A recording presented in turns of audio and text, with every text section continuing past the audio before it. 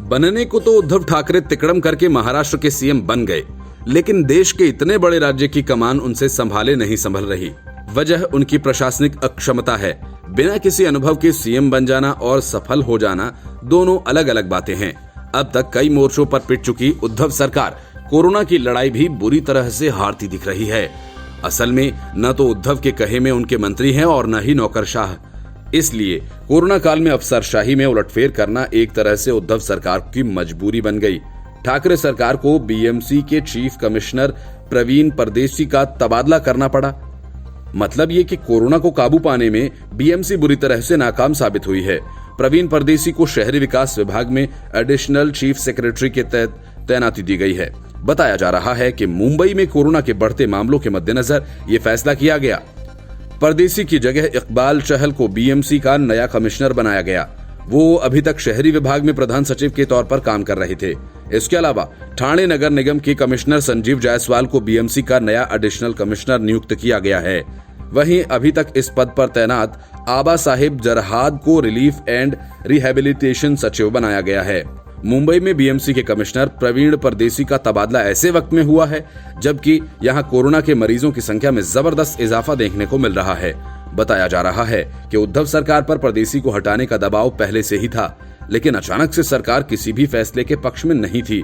परदेसी पर मुंबई के तमाम इलाकों में कोरोना अस्पतालों के प्रबंधन में गलत फैसलों का आरोप लग रहा था। सायन हॉस्पिटल का वीडियो वायरल होने के बाद से ही उद्धव पर कार्रवाई का दबाव बढ़ा था। धारावी में कोरोना के बढ़ते मामले भी परदेसी के लिए मुसीबत बन गए थे। धारावी और बाईखला के इलाकों में कोरोना का न रुकना और रोज दर्जनों केसेस का आना बीएमसी की कार्यशैली पर सवाल उठा रहा था। ये स्थिति तब भी थी जब परदेसी समेत कुल 12 आईएएस अफसर मुंबई में कोरोना रोकथाम के लिए बीएमसी के साथ काम कर रहे थे। इसके अलावा परदेसी पर फैसलों को लेकर कंफ्यूजन का भी आरोप लगा। अफसर और विपक्ष लगातार परदेसी पर फैसलों को लेने में लापरवाही का आरोप लगा रहे थे। इसके कारण ही सरकार पर दबाव बढ़ रहा था। प्रवीण परदेसी अपने कार्यकाल के दौरान कोरोना संकट के बीच कई फैसले करने के बाद उसे बदल रहे थे। उन्हें इसका भी नुकसान उठाना पड़ा। बीएमसी में अभी कुछ और अफसरों के तबादले हो सकते हैं और माना यह जा रहा है कि जिन 12 आईएएस अफसरों की टीम बीएमसी में काम कर रही है उसमें से कई और चेहरे बदलकर नई टीम बनाई जाएगी। अमेरिका चीन से कोरोना की वजह से हुए नुकसान की भरपाई चाहता है। जर्मनी ने तो लंबा सा बिल भी चीन को थमा दिया है, लेकिन अब भारत भी चीन से 600 अरब डॉलर के हर्जाने की वसूली के लिए कार्रवाई कर सकता है। असल में सुप्रीम कोर्ट में याचिका दाखिल कर चीन से 600 अरब डॉलर का हर्जाना वसूलने के लिए केंद्र सरकार को अंतर्राष्ट्रीय कोर्ट में दावा करने का निर्देश देने की मांग की गई है। भारतीय मुद्रा में ये राशि करीब 41,55,000 करोड़ रुपए है। याचिका में चीन से ये हर्जाना जानबूझकर पैदा किए गए कोरोना वायरस से भारत को हुए नुकसान के एवज में वसूले जाने की बात कही गई है। याचिका में कहा गया कि इस बात के पक्के सबूत हैं। कोरोना वायरस कोविड-19 चीन के वुहान शहर में स्थित वायरोलॉजी लैब में विकसित किया गया और इस वायरस से भारत की अर्थव्यवस्था चौपट होने के साथ ही सैकड़ों लोगों की जान चली गई। मदुरै निवासी के रमेश ने अपनी इस याचिका में कहा कि भारत के खिलाफ इस्तेमाल किए गए इस बायोलॉजिकल हथियार को चीन ने जानबूझकर विकसित किया है। एडवोकेट जया सुकिन के माध्यम से दाखिल की गई इस याचिका में दावा किया गया कि चीन द्वारा विकसित इस बायोलॉजिकल हथियार से भारत में बड़ी तादाद में लोगों के मारे जाने की तैयारी थी। आश्चर्य की बात यह है कि वायरस भारत समेत पूरी दुनिया में फैल गया, लेकिन चीन में ये वुहान के अलावा किसी और शहर में नहीं फैला। याचिका में कहा गया कि कोई अकेला आदमी हर्जाने के लिए आईसीजे नहीं जा सकता। ऐसे में केंद्र को निर्देशित किया जाए कि वो इस संबंध में मामला दाखिल करें। अरविंद केजरीवाल सियासत के बड़े तिकड़मबाज हैं, लेकिन उनका तिकड़म हर बार चल नहीं पाता। बिहार के फटे में कुछ दिन पहले ही संजय सिंह ने टांग फंसाने की कोशिश की थी और कहा था कि केजरीवाल सरकार अपने खर्चे पर प्रवासी मजदूरों को बिहार भेजेगी। उसके बाद दिल्ली में फंसे 1200 प्रवासी मजदूरों को स्पेशल ट्रेन से मुजफ्फरपुर के लिए रवाना किया गया और उसके साथ ही केजरीवाल का पॉलिटिकल प्रोपेगेंडा शुरू हो गया। आम आदमी पार्टी ने कहा कि नीतीश सरकार ने मजदूरों का किराया देने से मना कर दिया है, तो दिल्ली सरकार ने अपने पैसों से मजदूरों को बिहार रवाना किया। बिहार की सियासत में पैर जमाने की कोशिश कर रहे केजरीवाल ने इसे जमकर भुनाना शुरू कर दिया, लेकिन जेडीयू प्रवक्ता अजय आलोक ने केजरीवाल एंड कंपनी के इस खेल की हवा निकाल दी। आम आदमी पार्टी ने अपने आधिकारिक ट्विटर हैंडल के जरिए मुजफ्फरपुर रवाना हुई ट्रेन का वीडियो पोस्ट करने के साथ लिखा कि बिहार सरकार ने 1200 प्रवासी मजदूरों के रेल का किराया देने से इनकार कर दिया है और अब पूरा खर्च अरविंद केजरीवाल सरकार वहन करेगी। इस वीडियो में दावा किया गया कि अरविंद केजरीवाल सरकार कोविड-19 महामारी काल में उत्तर प्रदेश और बिहार के लोगों के साथ खड़ी है। आम आदमी पार्टी की तरफ से इस वीडियो को जारी करने के तुरंत बाद जेडीयू अरविंद केजरीवाल सरकार के दावों को लेकर आग बबूला हो गई। आम आदमी पार्टी सरकार के दावों की हवा निकालते हुए जेडीयू प्रवक्ता अजय आलोक ने उस चिट्ठी को ट्वीट किया जो 6 मई को दिल्ली सरकार के नोडल अधिकारी पीके गुप्ता ने बिहार सरकार के आपदा प्रबंधन विभाग के प्रधान सचिव प्रत्यय अमृत को लिखी थी। इस चिट्ठी में नोडल अधिकारी पीके गुप्ता ने लिखा कि 1200 प्रवासी मजदूरों के दिल्ली से मुजफ्फरपुर यात्रा के लिए खर्च जो तकरीबन 6.5 लाख होगा तत्काल दिल्ली सरकार वहन करेगी और बाद में इस रकम का भुगतान बिहार सरकार दिल्ली सरकार को करेगी। गौरतलब है कि प्रवासी मजदूरों के बिहार लौटने को लेकर नीतीश कुमार सरकार ने ये निर्णय लिया कि जो भी प्रवासी मजदूर बिहार लौटेंगे उन्हें 21 दिन के लिए क्वारंटाइन में जाना होगा। 21 दिनों के बाद बिहार सरकार इन प्रवासी मजदूरों को बिहार आने का जो भी रेल का किराया लगा होगा उसके ऊपर से 500 रुपए अलग से अदा करेगी। ऐसे में आम आदमी पार्टी का ये दावा कि बिहार सरकार ने 1200 प्रवासी मजदूरों को बिहार आने के लिए रेल का किराया देने से इनकार कर दिया, अब सवालों के घेरे में है। खासकर दिल्ली सरकार द्वारा लिखे गए पत्र से ये साफ हो गया है कि अरविंद केजरीवाल सरकार ने बिहार सरकार से 6.5 लाख अदायगी करने के लिए कहा था, मगर वे इस बात का प्रचार कर रही है कि केजरीवाल सरकार इन मजदूरों के रेल का किराया खुद वहन कर रही है। राहुल गांधी की सियासी समझ किसी से छिपी नहीं है। कोरोना काल में वे अपने गरीब और मजदूर प्रेम का खुलकर प्रदर्शन कर रहे हैं। वे बार बार सरकार से इस बात की मांग कर रहे हैं कि तत्काल देश के 50% गरीबों के खाते में 65,000 करोड़ ट्रांसफर कर दें, नहीं तो बेरोजगारी की सुनामी आ जाएगी। राहुल गांधी इन दिनों हर बात को सुनामी से जोड़कर देख रहे हैं। लॉकडाउन खोलो, नहीं तो अर्थव्यवस्था में सुनामी आ जाएगी। टेस्टिंग बढ़ाओ, नहीं तो कोरोना की सुनामी आ जाएगी। और अब पैसे दो, नहीं तो बेरोजगारी की सुनामी आ जाएगी। असल में चुनावी सुनामी झेल चुके राहुल को हर कहीं सुनामी दिखती है, इसलिए कभी वे सोचते हैं कि जितनी रकम वे गरीबों को देने के लिए कह रहे हैं उससे ज्यादा रकम केंद्र सरकार गरीबों को दे चुकी है। सरकार गरीबों के लिए 1.7 लाख करोड़ रुपए के पीएम गरीब कल्याण पैकेज की घोषणा कर चुकी है। इसमें से करीब 39 करोड़ लाभार्थियों के खाते में 34,800 करोड़ रुपए भेजे जा चुके हैं।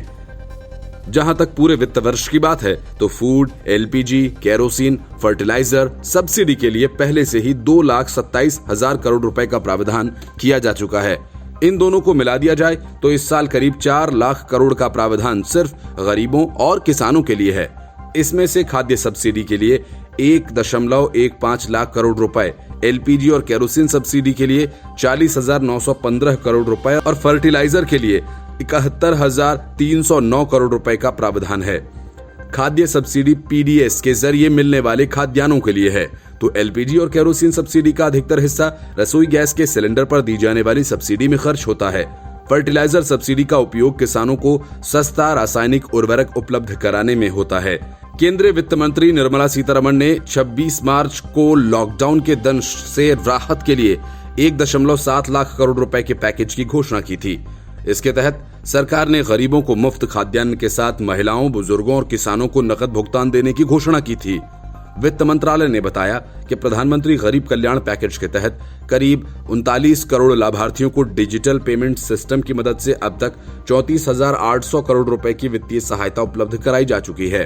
प्रधानमंत्री किसान सम्मान निधि के तहत 819 करोड़ लाभार्थियों को पहली किश्त के तौर पर 5 मई तक कुल 16,394 करोड़ रुपए का भुगतान कर दिया गया है। केंद्र से वित्तीय मदद के रूप में इनके खातों में सीधे 2-2 हजार रुपए आ जा चुके हैं।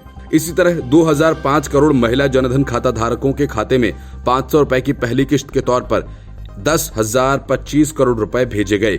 इनमें से करीब 872 करोड़ महिला जनधन खाता धारकों के खातों में से पैसे निकाले भी जा चुके हैं। 557 करोड़ महिला जनधन खाता धारकों के खाते की दूसरी किश्त के तौर पर कुल 2,785 करोड़ रुपए भेजे गए। इसके अलावा राष्ट्रीय सामाजिक सहायता कार्यक्रम के तहत 282 करोड़ वरिष्ठ नागरिकों, विधवाओं और दिव्यांगों को 1,400 करोड़ रुपए की वित्तीय सहायता उपलब्ध कराई गई। इस योजना के तहत प्रत्येक लाभार्थी को पहली किश्त के रूप में 500 रुपए की अनुग्रह राशि दी गई।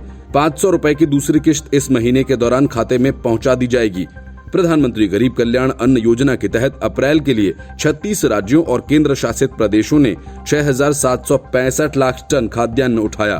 अब राहुल गांधी को सब जोड़कर देखना चाहिए कि वे जो मांग कर रहे हैं, मोदी सरकार उससे कहीं ज्यादा अब तक गरीबों को दे चुकी है और ये सिलसिला आगे भी जारी रहने वाला है।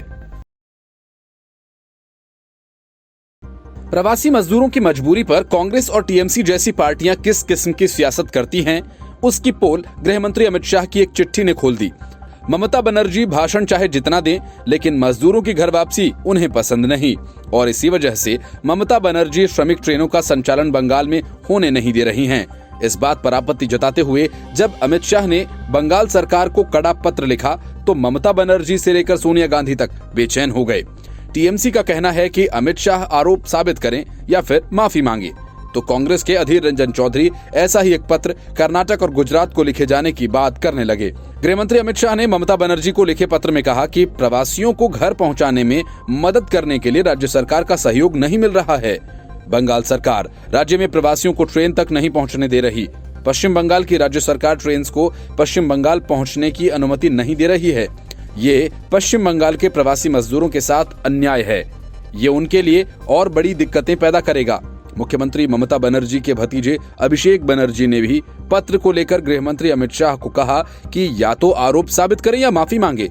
उन्होंने शाह के पत्र पर पलटवार करते हुए कहा कि गृह मंत्री हफ्तों तक चुप्पी साधने के बाद केवल झूठ से लोगों को गुमराह करने के लिए बोलते हैं।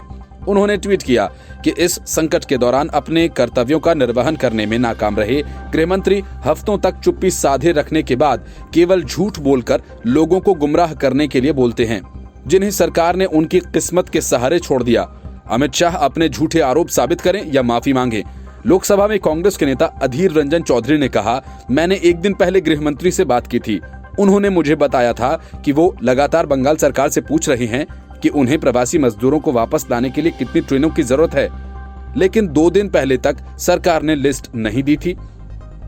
उन्होंने कहा कि मुझे आज पता चला कि राज्य सरकार ने 8 ट्रेन मांगी हैं।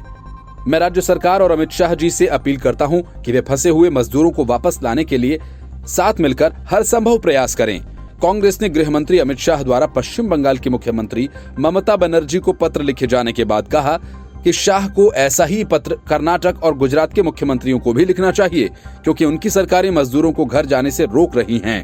पार्टी प्रवक्ता जयवीर शेरगिल ने ये भी कहा, केंद्र अथवा किसी भी राज्य सरकार को संकट के इस समय राजनीति नहीं करनी चाहिए तथा मजदूरों की मदद के लिए रणनीति बनाने पर जोर देना चाहिए। नेशनल हेराल्ड मामले में अब सोनिया और राहुल गांधी पर कानून का शिकंजा कसता जा रहा है। प्रवर्तन निदेशालय यानी ईडी ने नेशनल हेराल्ड को संचालित करने वाली कंपनी एजीएल और मोतीलाल वोरा की करोड़ों की प्रॉपर्टी कुर्क कर ली है। ईडी की तरफ से जारी प्रोविजनल अटैचमेंट ऑर्डर के मुताबिक मनी लॉन्ड्रिंग के केस में ये एक्शन लिया गया। कुर्क की गई 16.38 करोड़ रुपए की प्रॉपर्टी में मुंबई की 15,000 स्क्वायर फीट में फैली एक 9 मंजिला इमारत शामिल है। ईडी ने prevention of money laundering act के तहत ये अटैचमेंट ऑर्डर जारी किया। ईडी ने पिछले साल मोतीलाल वोरा और हरियाणा के पूर्व मुख्यमंत्री भूपेंद्र सिंह हुड्डा के खिलाफ चार्जशीट दायर की थी। पंचकुला के सेक्टर 6 में प्लॉट नंबर C17 की खरीद और कब्जे से जुड़ी प्रक्रिया में प्रत्यक्ष तौर पर शामिल होने के कारण इनके नाम चार्जशीट में हैं। जांच में पता चला कि प्लॉट को एजीएल को साल 1982 में आवंटित किया गया, लेकिन हुडा ने 30 अक्टूबर 1992 को वापस ले लिया क्योंकि एजीएल ने ऑफर लेटर की शर्तें पूरी नहीं की थीं। 1996 में पुनर्विचार याचिका को खारिज किए जाने के बाद पुनर्ग्रहण आदेश दिया गया। भूपेंद्र सिंह हुड्डा पर यह आरोप है कि उन्होंने अपनी पावर का इस्तेमाल करते हुए प्लॉट को पुनरावंटित की आड़ में नए सिरे से एजीएल को आवंटित किया। इसकी कीमत वही रखी गई। ये आदेश 28 अगस्त 2005 को दिया गया। मोतीलाल वोरा एजीएल के मैनेजिंग डायरेक्टर हैं और इस कंपनी पर गांधी परिवार का दखल है। एजीएल ही नेशनल हेराल्ड अखबार को चलाता है। इस अखबार को साल 1939 में जवाहरलाल नेहरू ने शुरू किया था।